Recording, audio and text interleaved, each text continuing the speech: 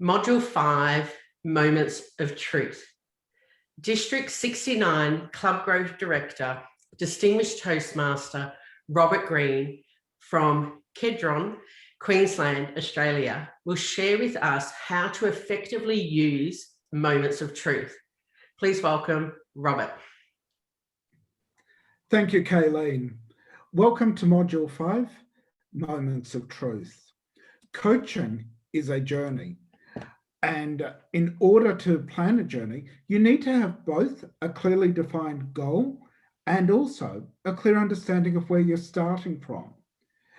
That allows you to plan the journey between point A and point B. Moments of Truth is one of the diagnostic tools that's provided by Toastmasters International for you to establish. Told you before, so tell myself. I told you before, always put it back in that little drawer. What have I told you? Please. Fuck me dead. As I was saying, coaching, in terms of planning the journey, Moments of Truth is one of the diagnostic tools. It's not the only diagnostic tool that we're going to cover in this session. However, we're also going to have a look at the club quality checklist. What do I mean by diagnostic tool? It's a framework for establishing where a club is performing now. It gives you an idea of what the traits of a high-performing club are. As a coach, and for those of you that are district officers, our role is to support clubs in achieving excellence. And sometimes clubs need some guidance as to what an excellent club actually looks like. Using a diagnostic tool can develop a shared understanding.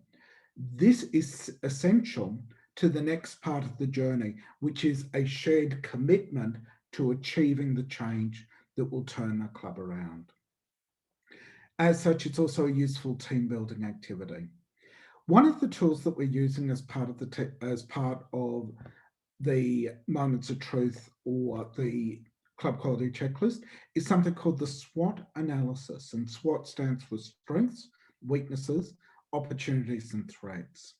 It's a standard management tool that gives a snapshot of where we're going at the moment and allows for a solid foundation moving forward.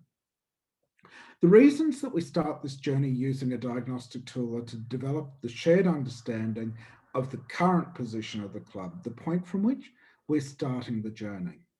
Sometimes members will have gotten into a habit or a pattern of this is how we do things in the club and not necessarily see how those activities, how those practices, how that culture comes across to a visitor or a guest from outside of the club. Moments of Truth can help us focus on what it is that a club is doing, and your role as a coach can be to provide options and advice about how the current club practice might be seen by somebody from outside the club. There are two tools that are provided by Toastmasters International to measure club performance, Moments of Truth and the Club Quality Checklist. Both are used in the same way, and that is to empower the club and you as the coach of the club to understand how the club is performing.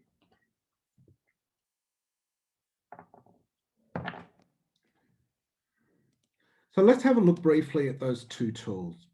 Moments of Truth is divided up into 6 categories or areas of questions, and they provide the opportunity for the club to focus on each of these key sections.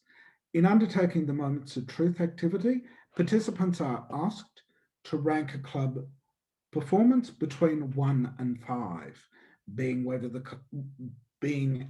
a numeric score about how well a club is actually performing against a specific question. The Club Quality Checklist has more questions. It has 47 questions over 4 categories, but these questions are all yes/no questions. So even though there are less questions in the Moments of Truth, because it's creating a 1 to 5 grading, it can take as long or longer than the Club Quality Checklist, even though Club Quality Checklist has more questions. There is a lot of similarity in terms of the content, because what constitutes a quality club for Moments of Truth and what constitutes a quality club for the Club Quality Checklist has a lot of similarities, but they're just different formats. And as a club coach, you might want to consider both of them as options. What I'd like to spend a little bit of time on is how you might go about delivering these tools. Once you and the club leadership have decided together to run a team diagnostic, whether it's Moments of Truth or whether it's the Club Quality Checklist, you should discuss with who the audience will be. In a club where you're coaching, you may find that the vast majority of your club are already on the club executive. It can be a matter of engaging with the club executive about whether you would like to run it as part of an executive meeting or as part of a club meeting. Some of the things to consider is that your club executive could potentially be defensive about a diagnostic tool that talks about things that the club could be doing that aren't. And in order to address that defensiveness, it's sometimes a good idea to consider running it at the executive, or there is no reason that you couldn't run it at both the club and executive level. But identify who your audience is going to be. It's important to always frame the diagnostic tools as not being about judging or saying things are bad or wrong. Like with any evaluation, we should be seeking to both recognize and acknowledge the positive aspects of the clubs, and all clubs, like all speakers, are doing some things well, and also to identify the points for improvement so that you can start the plan for how we can enter into that cycle of continuous improvement for our clubs. There are a number of ways in which the tool can be delivered. Delivering the entire tool in a face-to-face club meeting is an option. However, allowing for a time for an introduction, working through the tools and analysis within a club environment can take up a large proportion of a club meeting, particularly if the club that you're coaching is a 1 hour or 50-minute meeting. You may find that the vast majority of the meeting is consumed if you were to try to run it during a club meeting. There are a couple of ways in which you can deliver it that can take up less time in a club meeting. Other options include the use of Google Forms or SurveyMonkey to allow participants to complete the quiz online. However, you should be aware that for some of these, you'll require a paid subscription or to split the tool into multiple surveys that can be delivered using the free memberships. Another option is to simply email the survey to your audience prior to the meeting, asking them to complete it and email it back to you. This gives you the time to actually sit down and understand what the responses that you've received are. If you're trying to do it in a club meeting, you might be, with Moments of Truth, trying to work out how your 10 people have rated each of the 30 questions on a scale of 1 to 5 in the coffee break or in a short break while somebody else is speaking. This can create quite a bit of work for you to try to get through in a very quick period of time. So one of the advantages of doing it via email or a survey is that you have more time to more thoughtfully respond to and understand what the responses that you're receiving. Both online and email do run the risk of low response rates.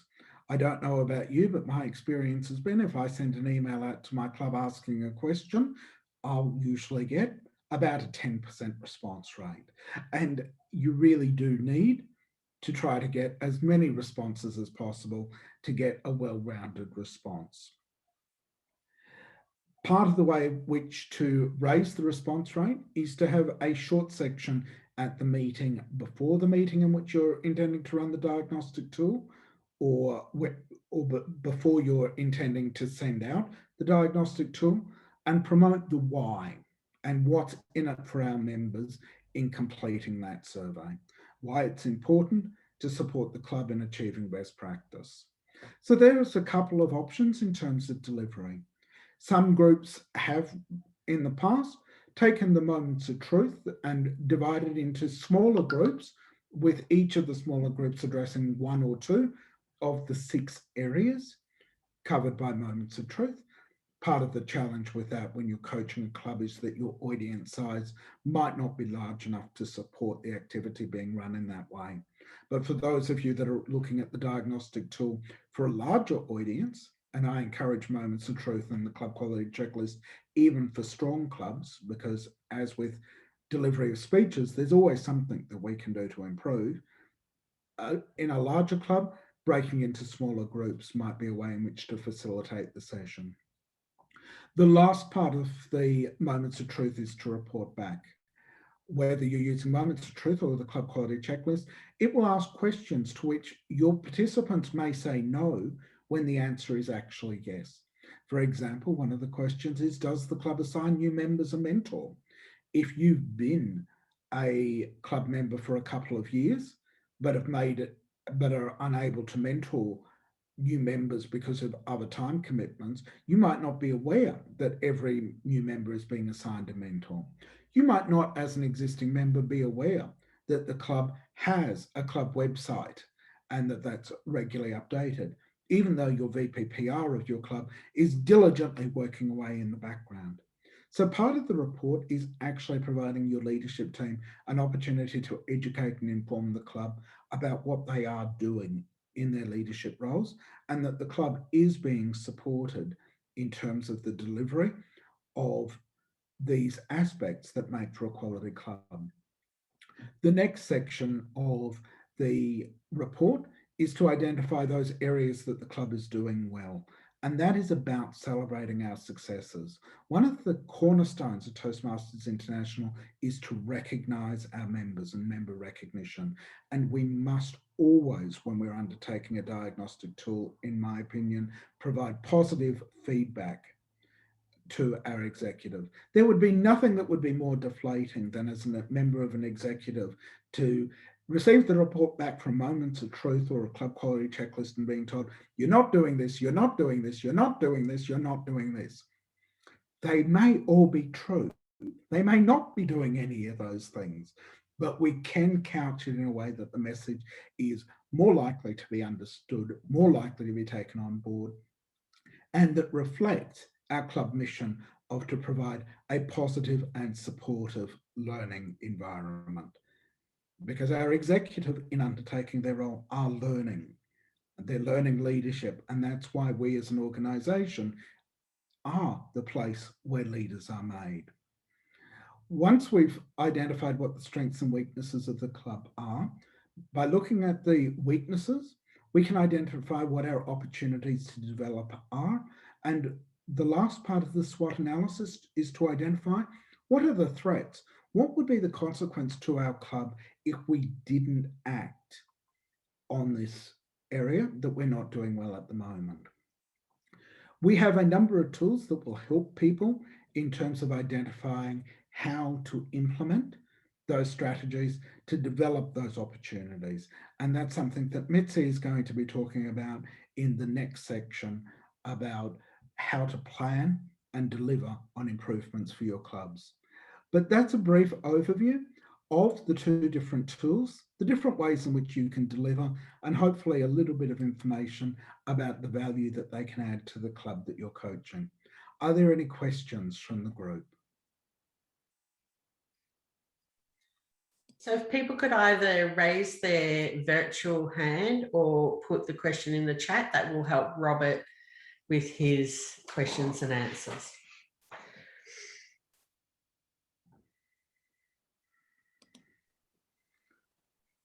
So, Robert, while we're... Oh, you've got one? Yep. Quick question. For Moments of Truth presented to a club,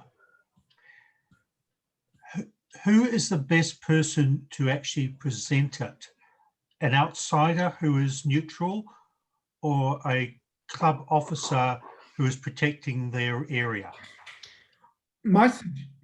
My suggestion would be, as you've alluded to in your question, that an outsider is often a better person, an independent person to provide that guidance. That could be yourself as the club coach, particularly if you're doing it at the start of your coaching journey. Another option might be the area director, particularly if the area director is from another club, because they'll bring with them the experience of having seen multiple clubs within that area and understanding and being able to provide some strategies that other clubs are using. There is nothing in the diagnostic tools that says that a member of the club can't deliver that practice. And often one of the things that I've seen work well for high performing clubs is that as an executive takes office on the 1st of July each year, they often run through the moments of truth or the club quality checklist to review where the club has been in the previous 12 months and use that to contribute towards developing a club success plan for the future. So it can work in either way, but as a general point of view, I would suggest that somebody external would be better. I have a question that I mentioned, team building for shared accountability. How do we do that in specific? Can I offer some examples? You're going to get lots of examples in terms of how to build shared understanding and shared commitment towards achieving goals in the next section that Mitzi will be running. But it's about, in terms of the SWOT analysis, it's about making sure that we have a common understanding of what the problem is. The very first step in any change management process is making your audience understand what is the reason or the need for change. Because most people, when they're presented with a change management process, their very first question, their very initial question would be, why should we? Why would we want to change what we're doing? And to a degree, your moments of truth and your club quality checklist provide the factual foundation of what it is that we're trying to address through delivering that change. So hopefully that addressed that question in terms of how we go about developing that shared accountability. But certainly Mitzi will be covering that in a bit more detail. Is it mandatory for all clubs to do a moments of truth gap analysis? It's certainly not. Within Toastmasters, we provide tools and options for clubs, but I'm a very firm believer in that there is no one true way. As long as you're operating within the policies and protocols of Toastmasters International, it's up to the clubs to determine how they're actually going to get or how they're actually going to achieve their goals and best serve the needs of their members. So it's absolutely not necessary. It's a tool to help you as coaches if you're being called in that can provide assistance to the clubs, but it's not mandatory for clubs to do a moments of truth gap analysis. Do I have any recommendations on a club that sees nothing wrong with their club after moments of truth? Generally, you will find that clubs will find some things in a moment of truth that they're not performing well on. Being rated on a scale of 1 to 5, it would be very unusual for you to get a club where every member thinks that on every one of the 30 criteria, they're achieving 5 out of 5. If you do have a club that believes that that is the situation, then you as a coach are going to need to have a conversation with them about how did they get to a point where they had 12 or fewer members, because that would indicate that at least against one of those 30 criteria, there may be a challenge. Jenny, you had a question for me. Robert, basically what I was thinking of when you were talking about the moments of truth, the area director report asks if a moments of truth has been done. And I just wondered, from the statistics that come in from those reports, do TI do anything specific with those? Or is it only just for the information of the area director to come back? Because often there's not enough time or inexperience of the area director to perform a moments of truth, or the executive of clubs. So I find that within my division, the majority of clubs are not doing a gap analysis or a moments of truth. And you're certainly right, Jenny. I believe the question on the area director visit form at the moment is, has the club run a module from the Successful Club series, of which Moments of Truth is one of them. I don't believe TI certainly undertake analysis of how many clubs are running the modules from the Better Club series.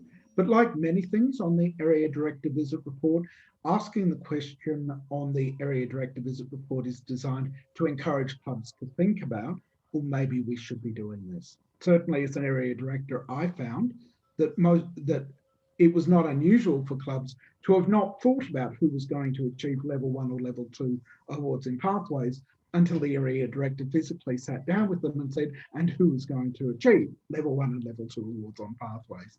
And in some ways that question in the area director visit form is similar.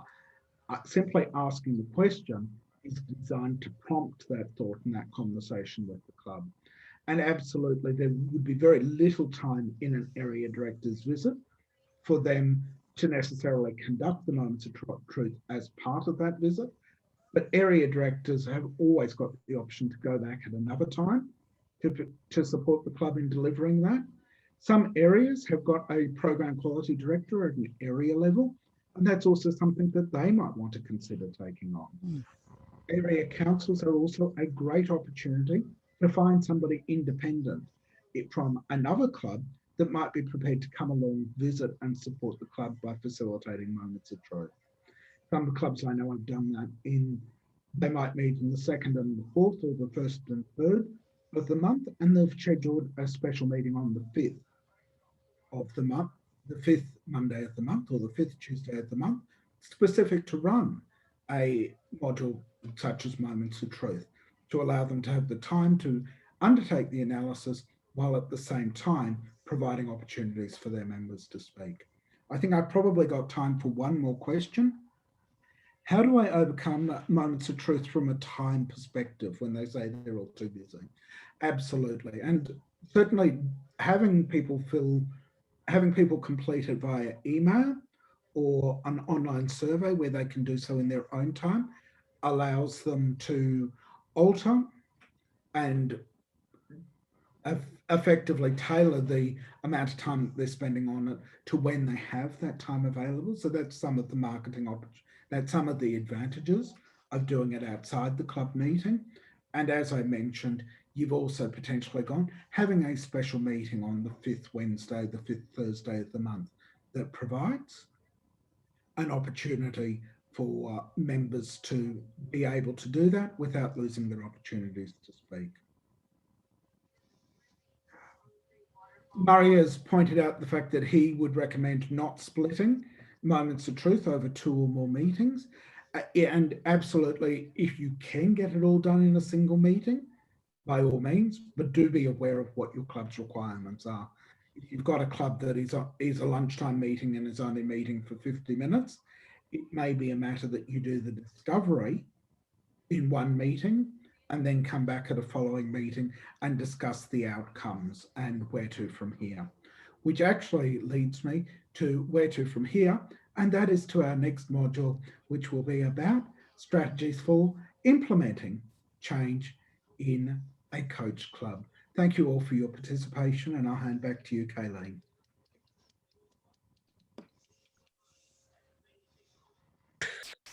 Thank you, Robert, for sharing with us what we can do with moments of truth. And as a club coach, one of our challenges is motivating people to want to do this. And something I've talked a lot about with the club growth directors is before signing up a club coach to a club, talking to the club and ensuring they're committed and they want to actually take action and they want to rebuild their club.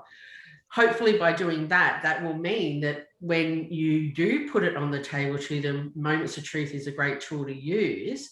They've already got it in their mindset that they do want to grow and that they're open to this level of analysis. What just happened then? Somehow.